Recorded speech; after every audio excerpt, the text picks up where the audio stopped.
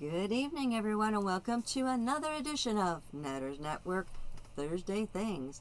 Before we bring in our special guest, I want to introduce my co-host. You all know him, that guy at the end of the bar, the love of my life, Troy Pacelli. How you doing tonight, sweetie? And what are you sipping on? I'm doing great, Vasalute. I'm drinking limoncello. I am still working on my blackberry mango seltzer water from Maria's show that we were just on. So in case you missed it, go to Maria with Tiantelli's channel and check out her celebrating her 30,000, now it's 31,000 subscribers. Yep. It's a great show. There was Ron Fitzgerald on there, who's a magician, did a couple tricks. It was a lot of fun. Yep. And a special guest. I know who it was, but I'm not going to tell you. I'm going to make you go over there and find out for yourself. You got to go see. Yep. And, of course, we want to start saying hello to our lovely chat. Hello, lovely chat. Of course, Lady Myst was the first one in here at 5:01 p.m. because she's amazing that way, dropping her hearts and flowers for me. And Dr. Omega stopped in. He's not able to stay. He had to go help Mom with stuff, but it was nice that he stopped in and say hello. By. We have Connie Clary. How you doing, Hail, sweetie? Connie. Yeah, that last call guy. Oh wait, I want that one. I'm a call guy? Is that what you're saying? You're my call guy. Okay. Big Al presents. How you doing, sweetie? Hey, buddy. Gary Ambrosia. How Yeah. you doing, See, this is why we bring Andy Masterson in, because he brings all the cool kids. We also have Mr. Londell's Groovy Movies. Salute, my friend. I just like saying it. Let's see. Final Fantasy Fan 012. How you doing, sweetie? Good to see you. Samuel Proctor. And we're back. Yes, we are. Yes, he was hanging out with us on the other one. Curtis Selby. How you doing, sweetie? Deleted scenes. It's like he wasn't too busy stopping and say hi. There you go, buddy. It's like, I know he's like... We got to remember to send everybody over to Deleted Scenes afterwards for his weekend update. Yes. And I think that's it. Everybody now we're down at the bottom of the chat. Yep. So, our guest, Troy has actually been on Rancor Steve's channel with our special guest for tonight. He's been on my channel twice already, I think. I hadn't gotten that far yet. Oh, sorry. Getting ahead of you. And he's been on Troy's channel a couple times. And now, tonight, special, he's on my channel. Let's welcome Andy Masterson. How are you doing tonight, sweetie? And what are you sipping on? I'm actually having a dry night. I've been at it all day. If I were to drink anything, I'd probably fall asleep in the middle of the stream. It doesn't have to be alcoholic. It can be water, tea, milk, whatever. Oh, it's funny. I was cooking for my wife. I was making shrimp fried Diablo, one of her favorites. And I tried a bunch of different wines when I was making. She decided that she liked it best when I used the white Zinfandel. So I got at the tail end of it, and there wasn't enough to do anything with. I was like, so I just poured in a glass and I start drinking it, and I'm like, yeah, exactly. Oh, this is like, I slept so good. So I went and got another bottle, and and occasionally I would, and cooking with it, and then one night I went to have a little nightcap to put myself to sleep, and we were out of wine. So I got a bottle of scotch. So I had a shot of scotch. Wasn't tired. So I had another shot of scotch. Still wasn't tired. Wow. Another shot of scotch. Still wasn't tired. Was feeling better. Fourth shot of scotch, I realized it wasn't going to do me any good trying to get me to sleep, but I felt pretty good. Wow, so it's not just the alcohol then. There's something else in that wine. I think it's probably like the lack of resistance of my Northern European genes into the all the places where we would drink wine. So maybe. Although it's I am tannins. I think I am 14% Italian. So. Well, okay, so that's the 14%, the good 14%. I'm Italian by marriage. Yeah, I'm Italian by birth. So, well, by heritage. Let's face it, I've never been to Italy. Yeah. Yes. I can't really if I were to tell an Italian that hey, I'm Italian too. Yeah, you don't even speak Italian. Shut up. No, you speak Italian the right way. Just food. Food and swearing, and I talk with my hands a lot. Yeah, but before I met you, I always talked with my hands a lot. So, Well, fair and enough. as far as I know, there's no Italian. I don't think Italians have a anywhere on my monopoly side. on talking with their hands. No. And real quick, let's say hi to Sci-Fi Mommy who just popped in here. Hi, Welcome. sweetie. How you doing? Saying hi to everybody. So how have you been since? Okay, it's just been about a month and a half or so since we saw you. Well, I mean, we've seen you on the other streams and whatnot, but since we've been together, it's been about a month and a half or so. How have you been since then? What have you been up to? Well, the workload never seems to stop. I hear you. It's just one of those things where you're like, there's always something going on. There's always something drawing your attention, like some project coming up. I've got a bunch of commissions I'm trying to get done. I have a bunch of advertising that I'm doing. I have a piece that just went out to Jeremy from the Quartering that he requested, so I'll be opening that up soon. That should be entertaining. I've got Toxic Man Flu wants me to make a Culture Casino action figure of him as Hobo Gandalf. So I can see it. That. I can see it. It makes absolutely perfect sense. I can dig it. I can dig Yeah, it. we were talking a little bit over on Maria's channel about. I think PJ was talking about the different action figures. They're not dolls. Yeah, he said dolls, and I said they're action figures. He said, "Oh, sorry." I was like, okay, now he's got to make one of Troy with the little fedora that comes off. Right, exactly. I was talking up your skill because you've got some videos where you literally you're just camera top down on you carving. It's not carving. It's sculpting these heads. They're 1/6 scale, right? Mm-hmm. 1/6 scale, and I'm like, high. that is small. You know, that is like that is and. The detail you put into it so that you can look at that face and just say, oh, I know who that is. I recognize that person, you know? It's amazing. It's sad that, like, I'm pretty good, but when you look at things like the sculptures they make for Hot Toys figures, these things are so intricate and so precise, and they look... I've done this. I've shown people pictures of the Hot Toys action figure sculpts, and people have a hard time telling whether it's actually the actor or not. Yeah. It's like down to the smallest. There's pores in the skin, and the paint applications are just insane. I have a friend of mine. He works as a professional painter for doing prototypes for the different companies like Sideshow Collectibles, NECA. What was the other one that's pretty big? But he'll do all the painting, and like he has a painting of a head sculpt that he did of Alec Guinness's Obi-Wan Kenobi. And you have to imagine that the eyeball on this thing is about what I do. I use these little porcelain balls here. They're 6 millimeters. Yeah. 6 millimeters across. And he's got, you can actually see the individual lines in the iris of the eye. Yeah. Wow. It's like, I mean, you'd have to really zoom in. You couldn't see it with the naked eye if you were to just look at it, but the resemblance in the paint job is just, it's insane. You can see, like, and what he does is he does layers and layers of paint, and it has a translucent effect, so you can actually see into it, like just the way like natural skin, it doesn't bounce off it penetrates into the skin, and it has that translucent quality. It's astonishing. Like when you look it is at amazing, and the only thing I can point to is, and I think that more and more people are starting to recognize this in themselves. When you see something, a picture or whatever that's AI generated, and you look at it and you go, "Wow, wait a minute," and you're like, "There's something off." You can't quite say what it is.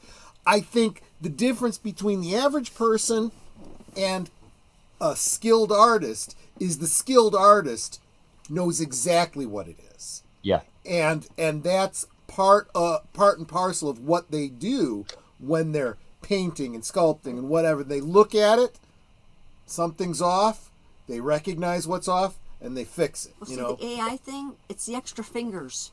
Well, some of it's pretty obvious. Unless you're Christopher Guest. Well, yeah. But the other thing that I find amazing about people's ability to realize something's off, like you look at these AIs and you realize if you look long enough, there's multiple light sources when there shouldn't be. Yeah. Like you have a character where the sun is behind them, but then there's light on their face. And it's like, where is that light coming from? And your brain is telling you something's goofy here, But anyway, so I'm just saying, you have that skill. You know how to see those little bitty details, and I've never done the sculpting. Well, not to any real degree. I cheat. I go online on Etsy and I buy, people have made, and I think there's a skill to this too. They generate these heads for the 9-inch figures. I'm a little bit smaller scale than you are. They do it in 3 dimensions and then they print it out in resin. So I'm starting to get pretty good at painting these things. That's something anyway. But I think even that's a skill because they're kind of doing it. They're kind of doing it in the computer, and they might be working from reference pictures and stuff. And there's probably some software that helps them. But then they got to go in, and it's kind of like sculpting, but in the computer rather than physically. Actually, that's almost more difficult when you can't put your hands on it. I don't know. I think that's even more. One of the nice advantages to it, you can compare like an actual photo, and you can kind of put it over top, and you can see where, like, I have to do that as a process where I'll have to like go into Photoshop, take a picture of it, and then kind of lay it over the reference photos that I have to see where things match up. Most of the time, I just use a set of calipers. But there's a fella named Sean Dabbs, and he does. He's a talented actual sculptor, but he's also a very, very gifted digital sculptor, and he does some amazing work. And I think he pretty much does like private commission work for most of his things. And it's really remarkable when you see what can be done with those. And the quality of the 3D printing is also a different factor too. But they are really, it really is a great hobby to get into because it, to me, you can be as disappointed as you want with some of the productions come out with some of your favorite franchises, but your shelf should represent your passion about what you enjoyed about that film, film series, those characters, whether they're from a comic book, a TV show, musicians, and you put it up there, and that's your shelf. It can exist the way you want it to be. You can mix and match things. You can have Marvel and DC all mixed together, and if anybody complains, you get to throw them out of your house. So that's always a nice thing. Yeah, I think you know this. I think a lot of my followers know this too, that the figures that I do, because it's not really something I technically want to do. It's not a passion of mine. But what is a passion of mine is having certain figures, having certain toys that didn't exist, that I had wanted as a kid, still want, and I'm like, damn it, I'm just gonna have to make it myself. Our previous stream, I showed off the Lou Ferrigno Hulk, that I can't take credit for it. The head was bought. It was a S-type body. It was, so forth. Then I painted it and so forth. But I was like, all these years, I loved the Mego Hulk, but I wanted the Lou Ferrigno, Yeah. And, now I'm working on some others. The Star Wars 3 3/4-inch figures, they never put out holiday special figures. They're never going to. So I have to, He sculpted Mala's boobs. Yes, yes, I did. I put boobs on Chewbacca. Yes, yes, I did. But it was a complete repaint, to be fair. So does that make him transgender? When you consider that the actor inside the Mao suit was also male, I don't really know. But yeah, so there's a lot of great crafters out there. I'm not taking credit. I'm just taking credit for painting their work. You know, I get the resin figures online and print them and paint them myself. But anyway, yeah. Is there? I don't want, you know, if you don't have something that you're ready to share, but are you working on something right now? Ooh, well, right now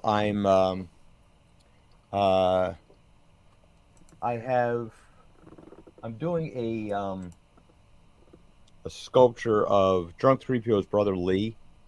I Okay. had done one for him before, but he actually sent me reference photos this time. So I'm working on that one. I have a fella here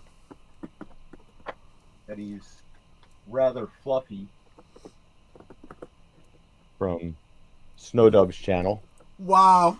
There you Oh, go. wow. So but what's really been kicking my butt on this thing is I tried several times to make a body for it Yeah. because like, and I've I've even thought of there's a 6 inch Elmo figure, and with some limited articulation, I'm thinking about getting that and kind of breaking it apart and using the and remolding it and casting it and Sure. putting that together so I can have like make a body for this thing. And once I do that, I can probably use the same thing for maybe Floral and Yeah. some of the other characters. Like you never know like what you can make like with Oh my gosh. Yeah. yeah. Yeah. Yeah. So there's little things like that. Uh, we're headed out to uh, Philadelphia Fan Expo next week, and so we're making some Doomcock oriented figures towards for anybody we run into that we can show some stuff to. Yeah. Little things like that. I've got the Culture Casino head here for the Wow. needs he needs Look his at glasses that. on. Oh, that's amazing. Yes. It really does look like him. He needs his glasses, and I have to get that together. Send that out to Toxic Man Flu. Still waiting for some parts to come in. That's the cool thing about the hobbies is that, like you were saying, Troy, with your kit bashing. Yeah. Kit bashing is 100% a talent. It's there's a skill to it, and there's a love and a passion for it because anybody can open up a figure out of a box, and what makes a 6 scale figure come alive is environments that you can put them in, Right. posing them. There's an art form just in posing action figures that now, and everybody can do things however they want. You can put them on a shelf. I've seen like it looks like an army.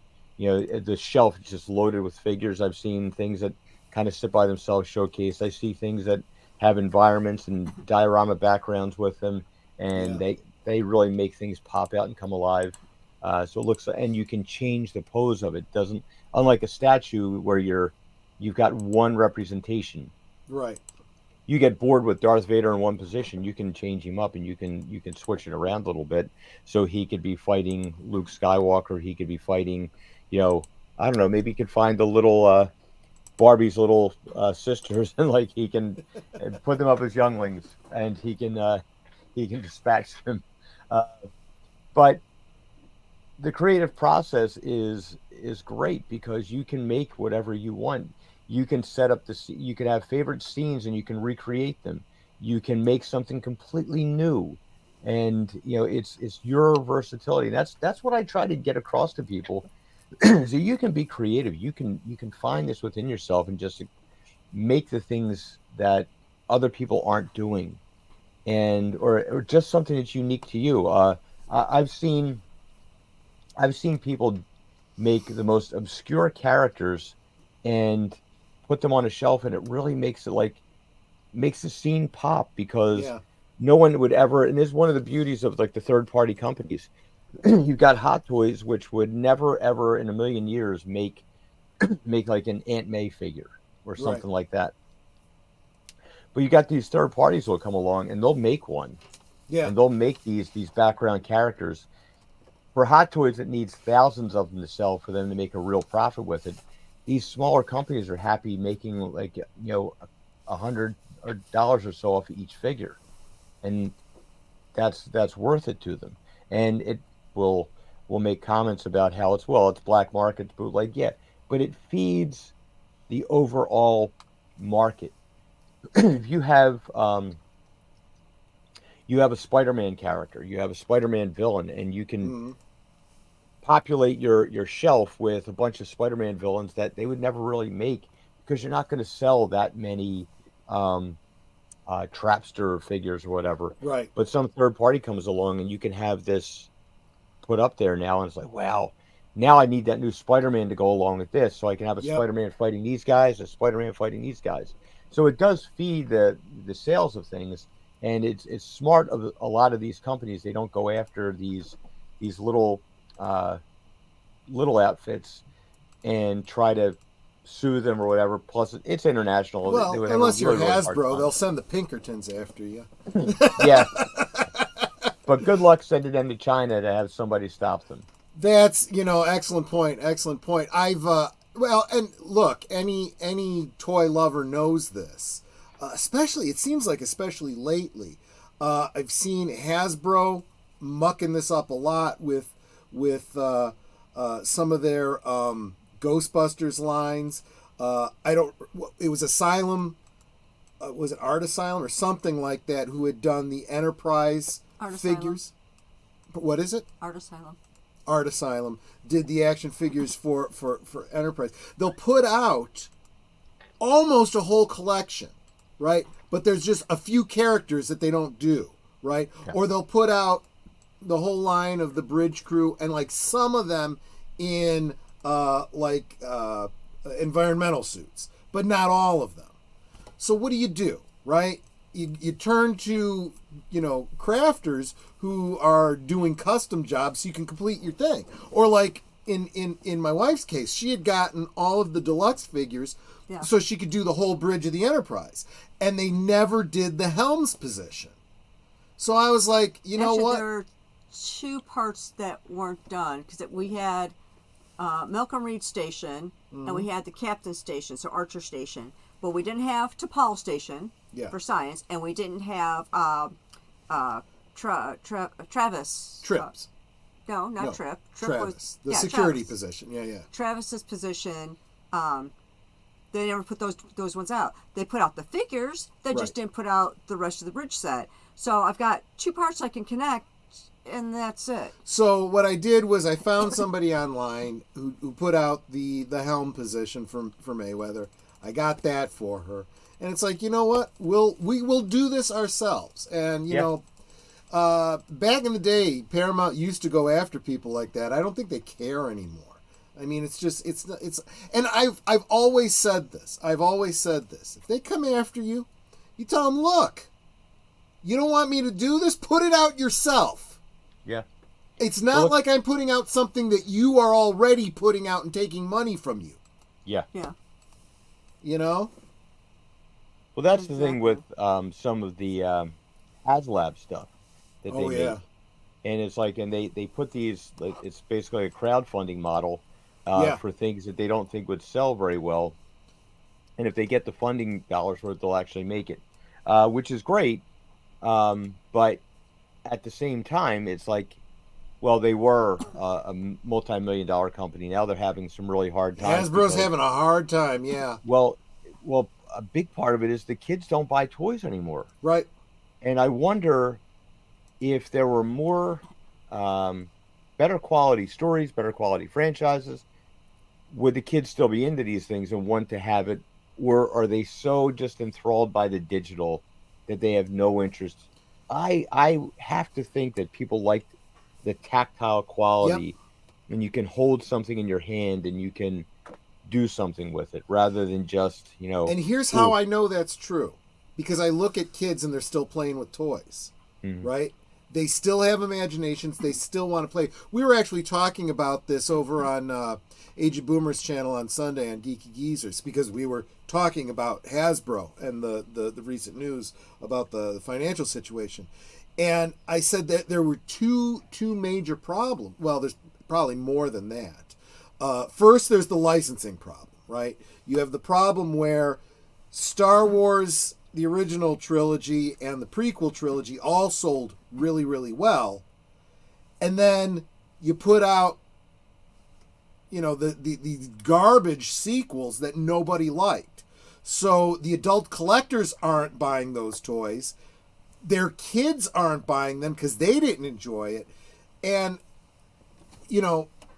this is, and some of the kind of boneheaded articles I've been reading lately.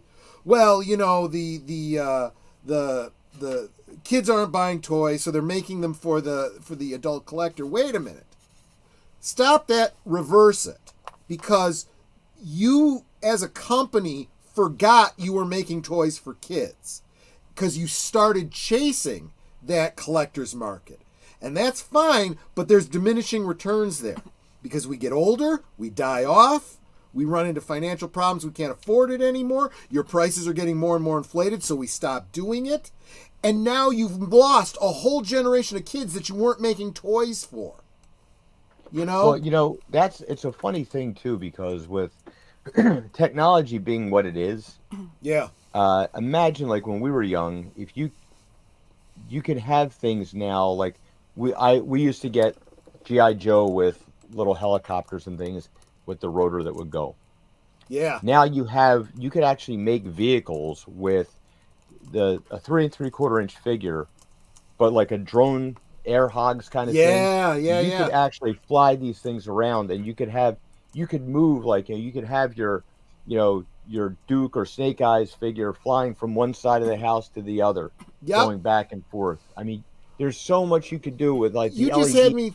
I just saw a video. I didn't play with them, but I knew of them. The Adventure Team, Adventure People from Play School or whatever it was. Play School Adventure People. Play School Adventure People. And they had, just like you were talking about, helicopters where you turn the rotor, and they had guys with the parachutes. How did you play with those? You threw them up in the air, and then they'd open up and they'd float back down. Nowadays, you're right. Your helicopter could take them up, and there could be a little mechanism that pushes them out, and they come down. Yeah. You could have like the cars, the vehicles, like you have the with the the lithium batteries now. You could rechargeable batteries. You could put them in. You could drive them around. You could have like big trucks and different. You could have boats and everything. It's just such a shame that, like, I think if you made these things and you put them in front of a kid, but I think the big problem is that a lot of these companies, it's the same with the entertainment companies, they're being driven by the accountants. No offense to Mexican Iron Man, but it's like they're not being put out there by creative people who want to sell something to a kid. They're looking at things like, we're not going to take a chance on that because something like this didn't sell. Well, maybe it was the execution. Yeah. Maybe it was like, and this is why they do the Hollywood remakes, because like, well, we know this had an audience. Yeah, but it's not going to. But if we can pick up a part of that, we'll make some money on it.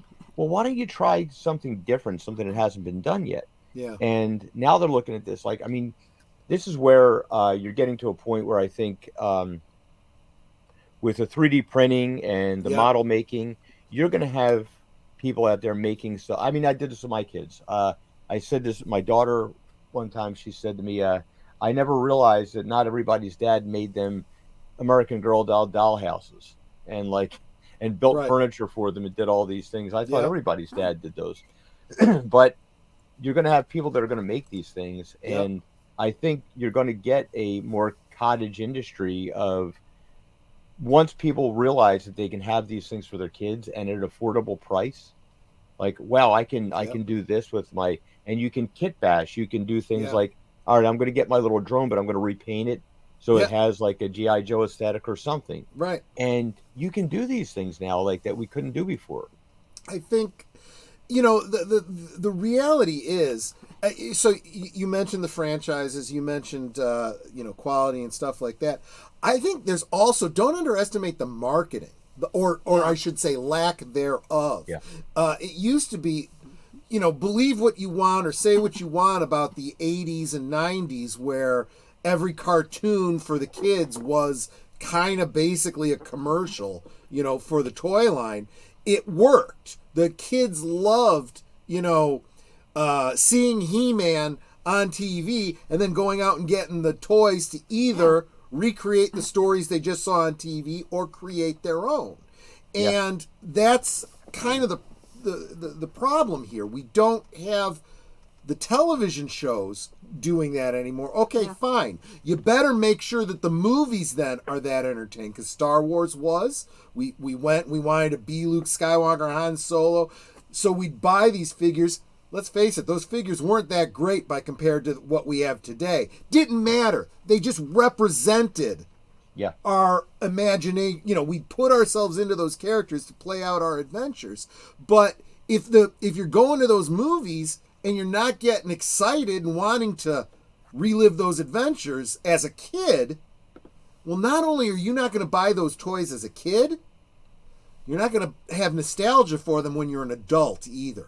And that's the problem that we're running into. We've lost a generation. The first couple waves of Marvel, kids were buying toys like crazy.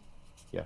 Then they lost interest. They outgrew it. They didn't keep the next generation of kids. For all this going after the modern audience, there is no modern audience. There is just the audience. Yeah. Well, ironically, if you look at Barbie still sells the dream houses, the cars, and all that stuff. Why don't they have to modernize for things? Why don't they have to change anything? Because they understand that the classic items they're timeless. It's evergreen. Your kids are going to want to be kids, and they're going to want to play with things. And if you make something that's interesting to them, it's pretty simple. If you want to make some stuff that boys are going to want to play with, make explosion effects. Walls that can blow out and things, and you can smash into stuff and things. That's what boys do. But somewhere along the line, you guys we don't want to appear violent or like. Well, then you don't want to have that kids to have fun, and you don't want them to buy the toys. It's really that simple. Yeah. Oh, hey, Mark, how you doing? Troy is right. Back in the 70s, Space 1999 was a hit. I had every toy, including the Eagle playset, because the show's in commercial. There were the Mego action figures. They had this great playset that I never had myself, but I did see it. Grew up playing with Lego minifigures. And that Lego is great, too, because you can create the sets that you buy, or you can customize them or make new sets or whatever. Well, you boys could do that. I'm a girl. Well. I grew up with girl toys. I wasn't allowed to have those things because I was a girl, because it was very stereotypical when I was growing up. Girls play with girl toys, boys play with boy toys. And it's like, my brother's got this really neat stuff. I want to play with the stuff he's got. I don't want to play with Barbie. I get that. But, well, it's funny because things like Lego, everything comes in these pre-made sets anymore. And I wonder, do the kids... like I had a huge set of, at the time it was a huge set of Legos. It fit in this big metal suitcase. And I was always building my own things. I was building my own ships and stuff like that. With you had to figure these things out, how they would stay together, interlock things so they lay over top and hold together or else you'd pick up your ship and it would just fall apart. But do they even do those things? I mean, it's cool that they can make this stuff now, but I was a huge Micronauts fan. They had some of the coolest things. They had the little space stations and stuff with these panels you would fit together and everything. It was a plastic erector set basically, and that was fun. But if you make some stuff little boys, they still love Hot Wheels, the racetracks. Anything that's going to drive, anything that's going to blow up, anything that's going to be you can make things like that can launch. Boys love that stuff. It's and there's a market there for it. There's clearly a market there for it. But I think a lot of the people that are coming out of these, everybody's got the same education. If you're going, we used to have a lot of competition. We used to have a lot of different ideas. So somebody went to school for this design. maybe they went to some school in the Midwest, and but now everything has gotten so ubiquitous and so uniform with Yeah. everything that Yeah. everybody comes out with the same exact ideas and the same approved thoughts, and it's gotten boring and stale, which means that the market is ripe for people who want to be creative Yep. and want to make something different.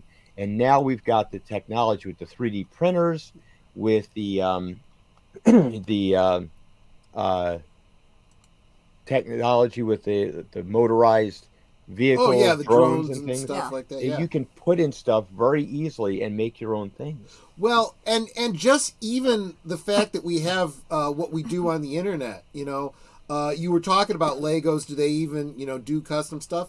Not only do I hear that they do custom stuff, but you can go online and there's people that have said, "Look at what I've made, and here's the recipe. These are Yeah. all the bricks you need. This is," and then they do Yeah. the step by step instructions how to do them, so you can like buying a new set, but with the help of somebody else online who came up with a better idea or a better this or a better that. As far as the drones go, you've probably seen this with custom figures and all kinds of stuff. People show off their stuff on YouTube, and then they'll say, "And this is how I did it." Unless Yep. maybe they have an Etsy store or something. They're like, and you could just click on my link below if you want to. Yeah, like Troy had made or customized what was it, a Jason figure with the knives, and someone's like, "Oh, can you make one of those for me?" He goes, "It wouldn't be cost effective. Here's where I got the parts," and he Yep. listed, "Here's where I got the head. Here's where I got the knife. was- here's how I painted Yeah, it was the knife." Michael Myers, and I just said, Michael yeah, Myers, yeah. yeah. This was what I did. This is where the parts came from, and just because by the time you buy the parts, and then send them to me to put them together, or I charge you for the parts and put them together, send them to you. You could do it yourself. It's not that difficult, but Well, that's part of the thing that I run into with. I do commissions, and it depends on what you're making, and but it will take me anywhere between, sometimes very very rare occasions, I can knock out a sculpture in 4 or 5 hours.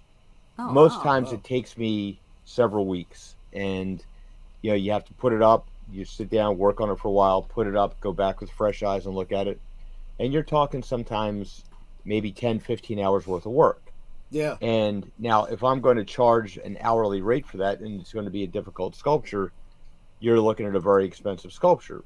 I would imagine. And I'll put something out there, and I'll do a flat rate. Like usually if I'm doing a piece, it's usually about like $200 for a head sculpt, and if I'm doing a full figure, it's probably going to run about, depending upon what it is. Like for example, I've already got an existing Culture Casino head. The bulk of the work is done with this. Right. You buy an outfit, you put together some clothes on it. That's pretty easy to do. That's not expensive. But starting from scratch, doing something from scratch, you're talking, and you're like, wow, $200. That's a lot of money. Like you realize I'm working for about $5 an hour. Like to Yeah. have, an somewhat expert level of detail with this thing. And it's like, oh, well, would you pay $5 an hour for that? Would you work for $5 an hour? Oh, no, I would never do that. Well, then, but Yeah. you can put these things out there to people. Like I suggest all the time, go on eBay, find yourself, like I've done this with my custom collections. Like I'm a big fan of the Invaders from Marvel Comics, World War II. So I wanted to make an original Human Torch action figure. So I'm looking around and like, hey, you know what? There's a Ryan Gosling head. That kind of looks like he would fit in the 1940s. There's going to be my Human Torch head right there. I'm going to put that in, well, obviously not in flames unless you watch the Barbie movie. Then, that's what I'm going to do. I'm going to put that together, and you can do a little bit of fan casting. Like, Yeah. who would I put as this character here? And there's so many cheap heads that are available for under $20 you can just buy that are painted, or you can paint yourself. Yep. And you get them in different scales too. I know there's a 1/12 scale, and those tend to be the most popular ones, 1/6, 1/12. I like the 1/6 because it's a lot easier for me to see something an inch and a half big than something Yeah. 3/4 of an inch big, and try to put detail on it. Maybe 25 years ago, my eyes were a little bit stronger. I could have done that, but without my super magnifying glasses, it's pretty tough. Um, and it's easier to work with, like if you're sewing things together. Like I learned how to sew because my daughter wanted American Girl doll clothes. Yeah. And I'm looking at the prices of these things. I'm like, I said to my wife, like, I can buy her clothes cheaper than I can buy the dolls for the doll. Right? That Yeah, yeah, doesn't yeah. make much sense. But so Yeah. I here let's here, Aaron, let's try and do these things. And of course, like she was, then she could help out with it, and she had a great time with it. But the potential that you can do for things now, if you want something special, and there's plenty of people out there that can. Now I know for a fact that what I do is people are either going to want one of my figures, and I've already gotten some of this because I'm the guy that's made action figures for some of the big YouTube channels and stuff. Sure. And so people's like, "Ooh, I want one because it's what that guy did." But I'm not anything special. Like there's a lot of people better than me, and you can now you're going to get into this AI thing where you're just going to be able to take your camera on your phone, move it around yourself, have AI generate the thing, put it through a 3D printer, and boom, you're going to have your head Yeah. that you Yeah, can yeah. put on an action figure. So what I do is probably it's going to be it's already a niche market. It's going to go into a very very niche market, but at least people will be taking the things into their own hands, taking their collecting, their hobbies, their pastimes. And I think that's the real crime that we have today is that like you see, Troy, it's like there's the passion of your hobby of customizing, kit bashing, Hmm. painting, Hmm. and all the things you learn how to do because it's like, well, it doesn't exist yet, so why don't you make it? Yeah. And that's my message to people. Like, try making it yourself. The first one might not come out that good. So Right. what? Keep going, keep working at it. Next thing you know, you're going to be finding all kinds of things you can do, and you can make these things yourself rather than rely. And you can mix and match. Imagine putting your own things inside um, inside a shelf where with your favorite characters. Say like we dress up somebody as a Jedi figure, and you can be right there with um, Obi-Wan Kenobi during Order 66. You probably won't survive the encounter, but for that moment, your action figure is up there with Obi-Wan Kenobi. Yeah, Yeah. exactly. That's a great thing. And yeah, no, you're exactly right. That's what I was saying. I've learned how to paint, how to mold, how to sometimes just making it up as I go. Not because I want to learn this skill, but I have to learn this skill if I want the thing that I want. This year, one of my plans is to build myself a forge so I can start melting aluminum and making stuff out of aluminum. Because when you fill up a big garbage can with aluminum cans once a month and you're just throwing them out, it's like, well, I've been really frustrated with the things I've been trying to craft out of wood. Wood isn't a good material. Plastic isn't really good for this. Aluminum would be great, but man, I would have to. Well, I guess that's what I got to do. I got to figure out how to do it with aluminum. So, Yeah. But yeah, and I think that's what it takes. And I think not only just for our for toys, but now we're starting to get into a world where you go to the store and things that you need aren't on the shelf anymore. So it's forcing people to repair and create and stuff for themselves because sometimes supply lines, right? Yeah. You got to learn to be self. I got my buddy Mark in here who's talking to my wife about gardening. And now Netter's starting a garden, and I know he's been doing a garden for years. He's trying to, make sure that, food freedom, right? Because if you don't have the freedom to eat what you want, what freedom do you really have?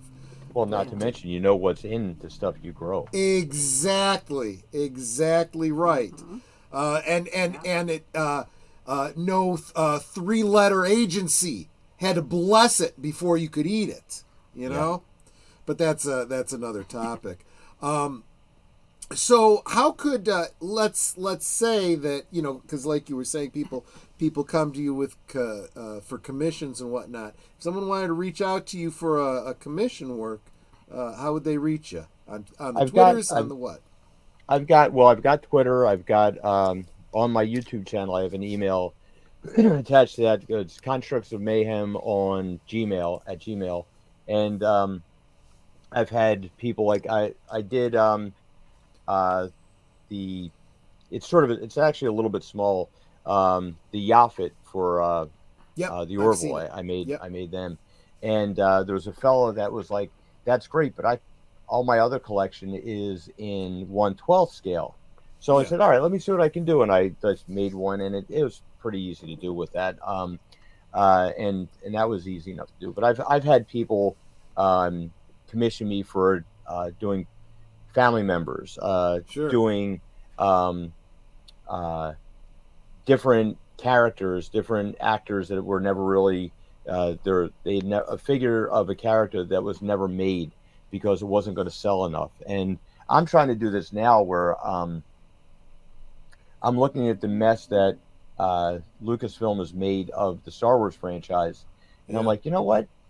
I bet there's a market out there for uh, some of the characters from the EU that have never been made in 6 scale, Yep. and start to do some of these things like so people can have a complete collection.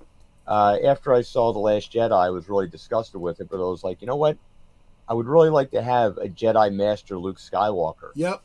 and he sits on my shelf, and he has nothing to do with that mythical sequel trilogy that my world Right. never happened. It sits there with Exactly. Highlander Yeah. 2. It's it's one of those mythologies that like wouldn't it be great if they made a sequel to Highlander? But it's a good thing they didn't. And Right. but you can make these things for your and again you could do fan casting. You can get an outfit, and there's places on Facebook where you can order custom made. They're expensive. Yeah. I had checked into a World War II Bucky Barnes figure, Oh and it yeah. was like $350 for the outfit. Yep. That now it's spectacular and far better. It's from an outfit called G Wiz Yeah. on Facebook, and they do amazing work. But for me, that was just a little too rich for my blood. It's like and that's the cool thing about this stuff. You can make it on a budget. Yeah, I have a friend Yeah. of mine. He was, like, it was like his favorite character was Hawkeye, and he was, I Hmm. can't afford like to go spend $200 on a Hot Toys Hawkeye figure. I said, well, here, let's make the outfit for you. You can buy the Jeremy Renner head, and like so we put the figure together for about maybe $75, Yeah. and it's basically a Hot Toys figure with different outfit, a little bit more, but it's still for him. It represents Hawkeye, Yep. just like you were Yeah. saying with earlier with the Star Wars figures. They didn't look that great, but they represented something Yep. to it, and Exactly that's right. all you need. And we Now, got PJ from Orville Nation in here who's saying so grateful to Andy because the Moffat figures. Yeah. and I have pinned Andy's channel to the top of the chat, so make sure you pop over there and you hit that subscribe button. Absolutely, you should And check out definitely be all his bits. following Andy, no doubt about it. But yeah, no. And one last question about your craft. So you said that like for example, you've already made the Culture Casino head. So do you take a mold of that and make a new Oh one yeah, when you want to do a different? yeah. I keep the molds.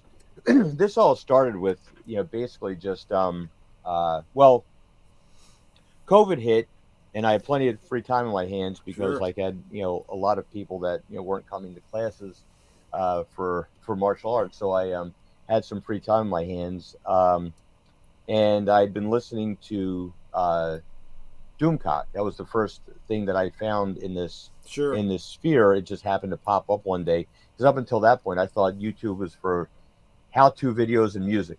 I had Yeah. no idea that any of this stuff ever Yeah. existed.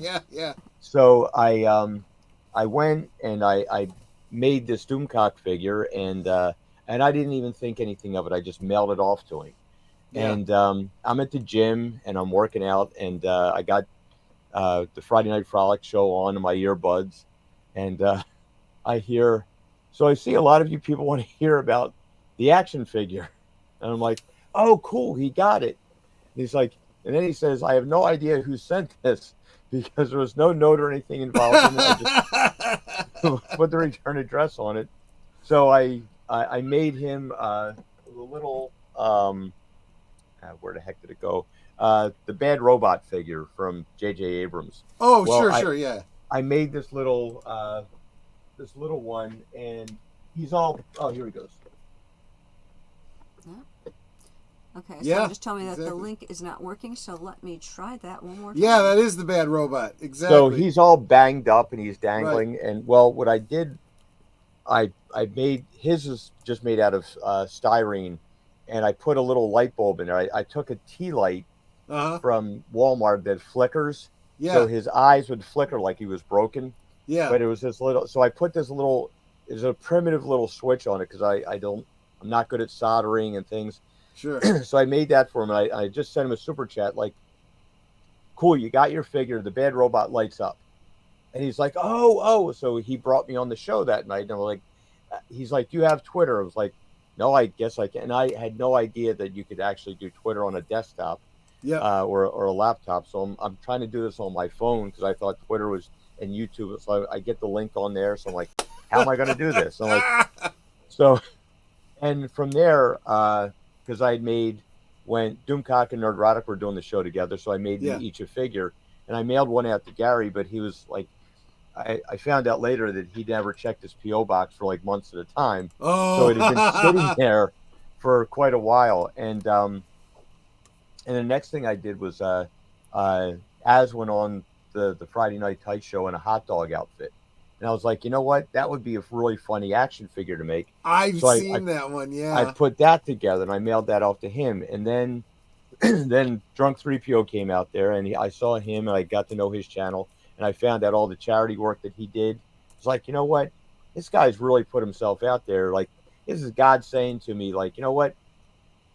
Let's reward this guy for his good works and things like that, with like working with, relief efforts in Haiti and building schools and orphanages and things like that in Latin America. And then the whole Zack Snyder thing happened with Geeks and Gamers. Yeah. And Anna, that Star Wars girl, put out a video about like how she was defending Geeks and Gamers because when her sister passed away, Jeremy really went over and above and that's right, did a GoFundMe and to pay for the funeral expenses and stuff. Yep. And really reached out there to try and find her. Unfortunately, it didn't work out, with a happy ending. But and like there's God in my head again saying this.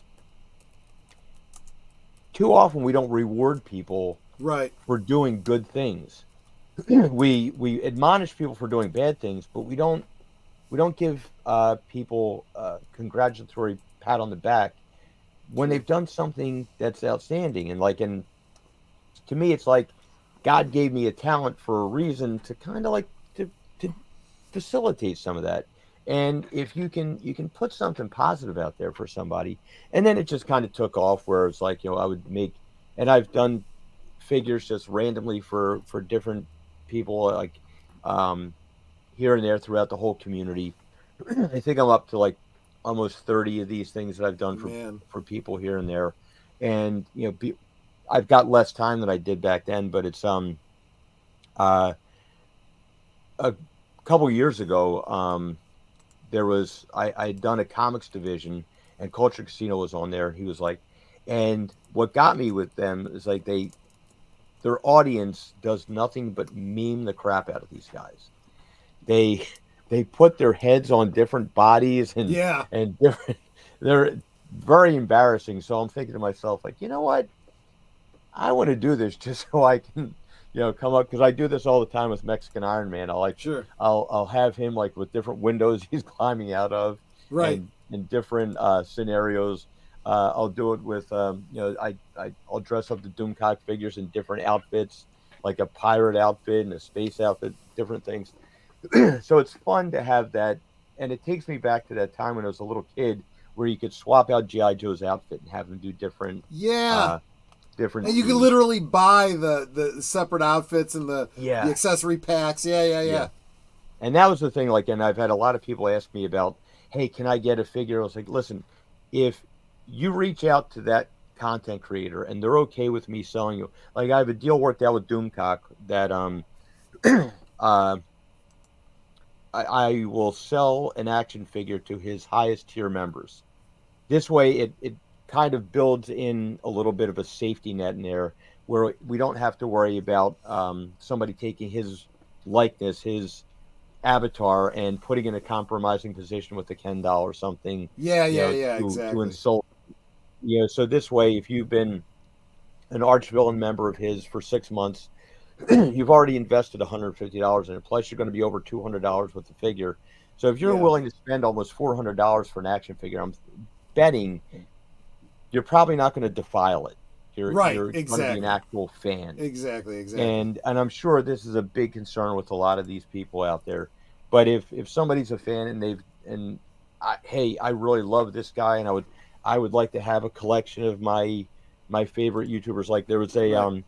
there's a girl in Drunk 3PO's community, and she had commissioned me to make him a different figure of him for his birthday. And so we were tossing ideas back and forth. I say, hey, he's a big Indiana Jones fan, so let's dress him up as Indiana Jones. And Right. I made him with the little hat Wow! on. Look at Oh, that.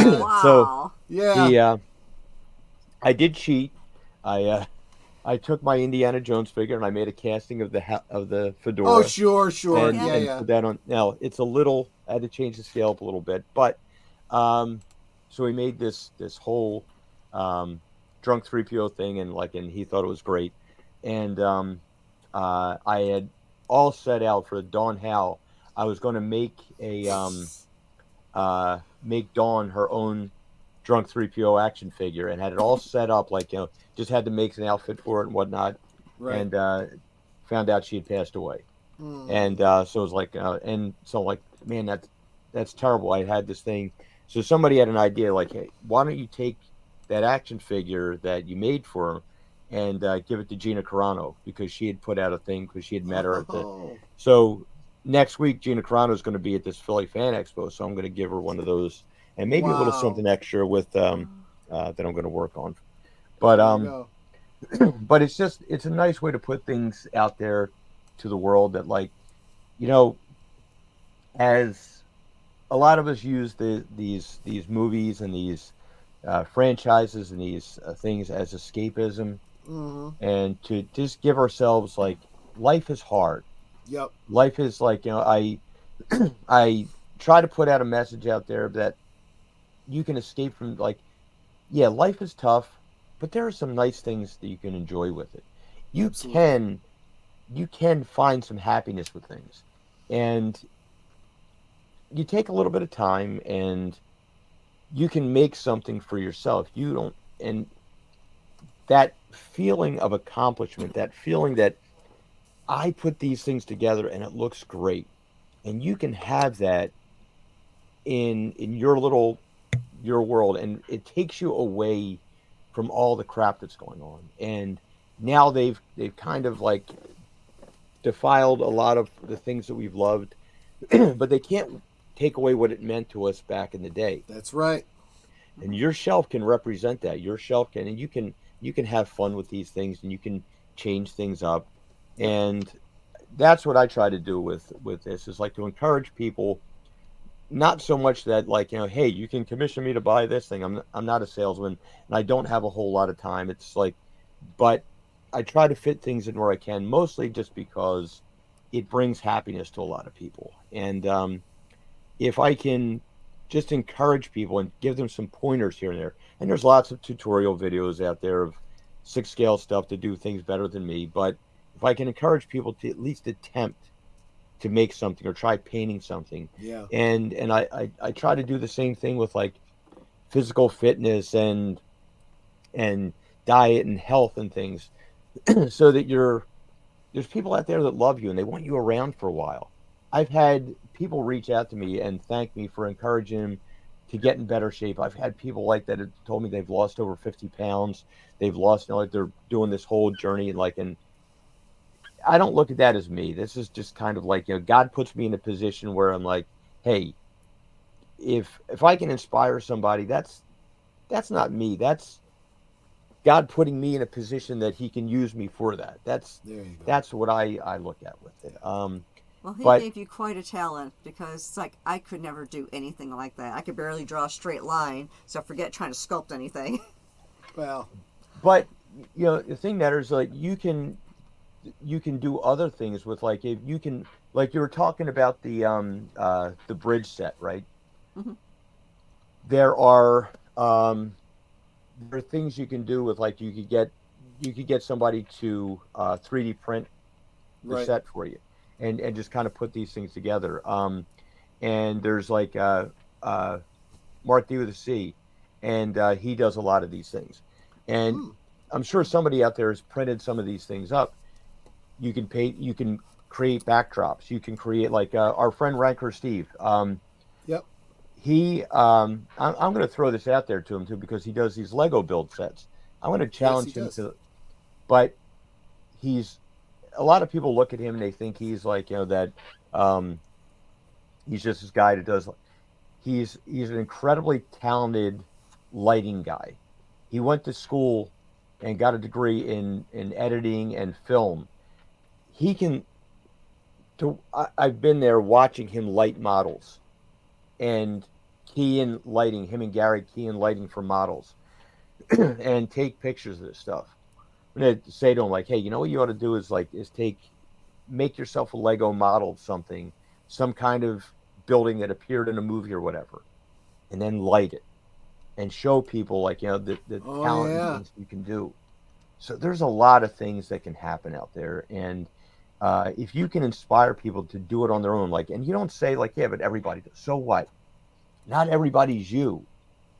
You can do this, and you can make it special for yourself, and then you'll inspire other people to do it. Yep, yep, exactly. Yep, my buddy Mark was just talking about he makes Klingon weapons out of wood, and he has, although he doesn't do this much anymore, he's done like the badges, the pins, the little greeblies and doodads for the uniforms, and then he'd cast them out of plastic and so forth. A lot of crafters out there like that. This is a great time. It really is. You realize that when you either network to find people who know how to do this or learn to do it yourself, you have a great deal of freedom. We are not having to just sit and wait for whoever, Hasbro, Mattel, whatever, to put the toys out. We can obtain or create our own stuff. Speaking of obtaining, if people want to obtain more of your content, of course, we've got the link up here to check out his channel. But where else can they find you, Andy Masterson? I am working on doing an Instagram page of Oh, all of my. I put a collage up on Twitter a while ago about with all of the, or a lot of the content creator figures that I've done. Some of them, like a bonehead, I forgot to take pictures of before I mailed them out. Uh, so yeah, I had to go and snatch pictures that, like, the recipient had taken, because right. I was in such a rush to get this out and get that out. And but I'm trying to get all those things together. I'm not very good at promotion. I'm not very good at uh, uh, Self promotion. yeah, there you go. It's like, Yeah, and it's that's why to you're me, it's, here, so that we can promote you. Yes. but I try to do things like that. So I have Constructs of Mayhem at Gmail. I've got the YouTube channel that I do. I've got Twitter, and I'm just trying to put these things out there, because there's um, the comfort that you can get from just sitting down and looking at something that represents, and what are toys really, but taking us back to a simpler time in our life, when we didn't have all the headaches, when our biggest concern was not oversleeping on Saturday mornings so you could catch all the cartoons. You know, Yeah. because way back when, you know, youngsters, we didn't have on demand, and we couldn't just pop it on the computer. If you didn't catch it on Saturday mornings, you might have to try and pray that you got a replay at some point. Or as we got a little bit older, we started to be able to record them on VHS. Yeah, But yeah, you know, that was the, sleepy lines. you see, you kids today, you don't even realize, right? You want to watch whatever you want, you can stream it here, you can stream it there, you can stream. If you grew up in the 80s and 90s, you had to watch one show. You couldn't watch if there was another show on at the same time. You had to choose. What do you do? Yeah. Anyway, no, you're absolutely right. What have you got coming up this week, Andy?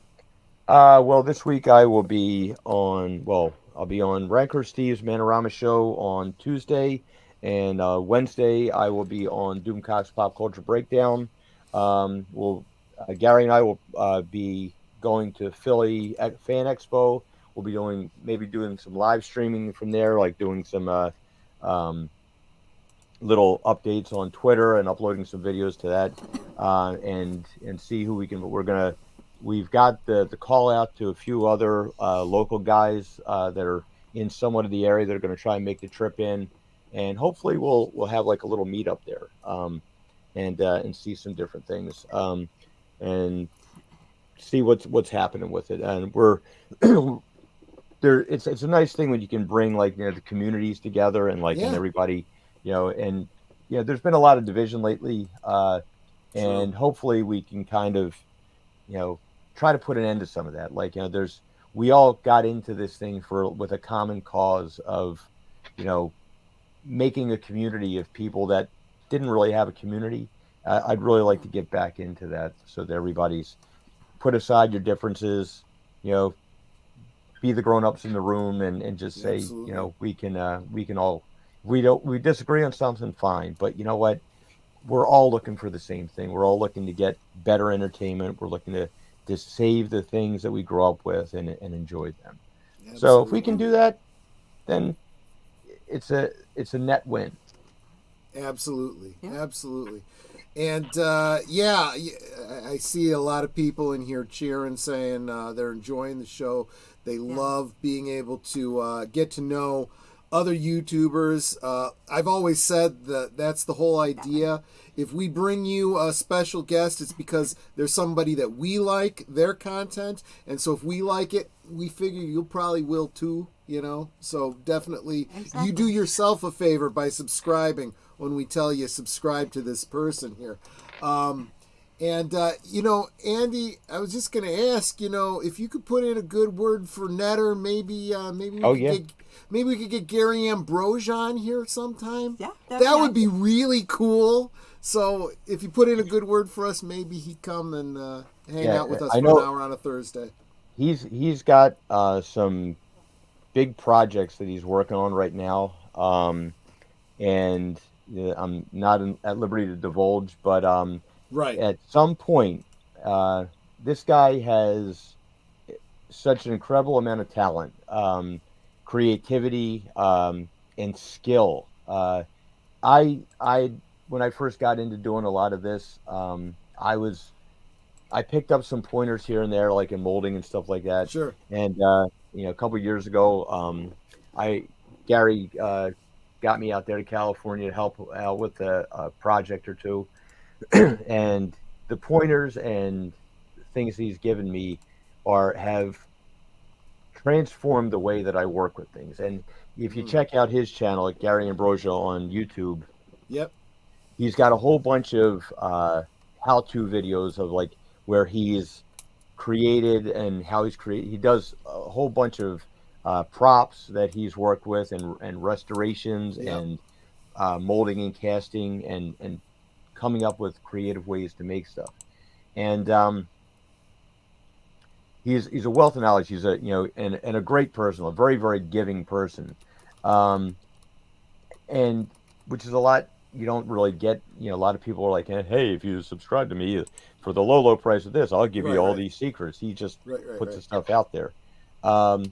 But yeah, I know he's busy with a lot of stuff. But you know, and I try to tell him too that he's got a lot to offer a lot of people with just the knowledge, the things that he's seen. I mean, the guy was in Hollywood for quite a few years and has done pretty much every level of show business to some extent, like whether it's acting, directing, props, and things like that. He's quite an impressive and knowledgeable guy.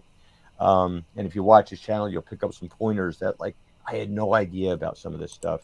And Yep. he's made the quality of things that I can produce so much better because of I was sitting there painting all the heads and whatnot. Mm-hmm. Now it's like get this, put this little bit of dye in the resin, get the translucent stuff. It gives you like I'm like wow, and it makes such a huge difference. Like wow, is all those little things. Yep. But yeah, I try and think like PJ is that he promotes everybody. He's like like he says we grow together. Like you can Yep. there's such a crossover with audiences, and he does such an invaluable service. And what a great guy. I hooked up with PJ one time. He was in the area. We went over and we got a cup of coffee, and I was showing him some of the figures that I'd made and stuff. And he's been an absolute um, asset in promoting the stuff that I've done and things. And He's good people. he really is. He truly is a wonderful man. And he's got a huge heart on him. So Yep. thank Yep. you, PJ. Yeah. But we've gone a little long just because we were having so much fun. But Netter, I know I ran away with your guest. I'm sorry. Oh. You get the guys together, we start playing. When you get excited like I that, do. it's like I I just do. let you run with it. Thank you. Because there's no stopping you. I know. But let's see. So tomorrow night over on Last Call, what we got going on, honey? Tomorrow night's going to be. I haven't done this in a while, and I kind of enjoy doing it. So I don't have a specific topic in mind. It's going to be a Friday night free for all. I'll let you guys lead the show where you want. We can talk Okay, about. free-for-all? We could talk about fun things. We could commiserate about things we're upset about. Whatever. I'm going to sit back. You guys are going to chat at me. You get me going. I'll be drinking, so I know what's probably going to happen. The more I drink, the more you're going to push my buttons to get a rant going. So that's probably what's going to happen. But I don't know. It's a Friday night free for all. It could be anything. That's tomorrow. Okay. And then Saturday over on this channel again, we're going to be having for our retro cinema Dead Heat. Yes, It Dead is Heat. a Treat horror Williams. comedy. Treat Williams and Joe Piscopo. Yeah. It's a great film. I haven't seen it in years, but I just remember it being a lot of fun. Let's see. And then, of course, Deleted Scenes is everywhere on Saturday and Sunday. Well, actually, I'm dropping a link to his next stream, which is right after this one. Yes. So make sure you guys head over there after this. And do a Netters Network raid. Yes, please do.